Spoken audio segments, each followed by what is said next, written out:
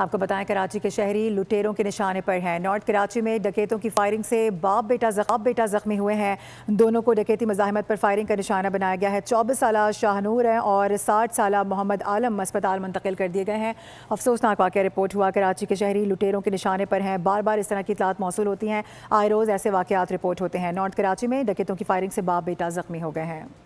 आपको बताएं कराची के शहरी लुटेरों के निशाने पर हैं। नॉर्थ कराची में डकैतों की फायरिंग से बाप बेटा जख्मी हुए हैं।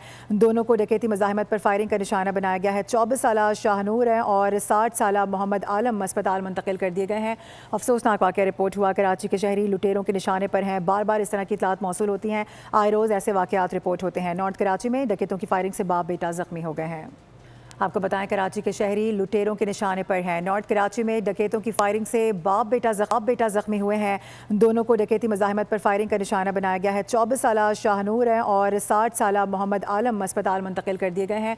अफसोसनाक वाक़या रिपोर्ट हुआ। कराची के शहरी लुटेरों के निशाने पर हैं। बार बार इस तरह की इतलात मौसूल होती हैं। आए रोज़ ऐसे वाक़यात रिपोर्ट होते हैं। नॉर्थ कराची में डकैतों की फायरिंग से बाप बेटा जख्मी हो गए हैं।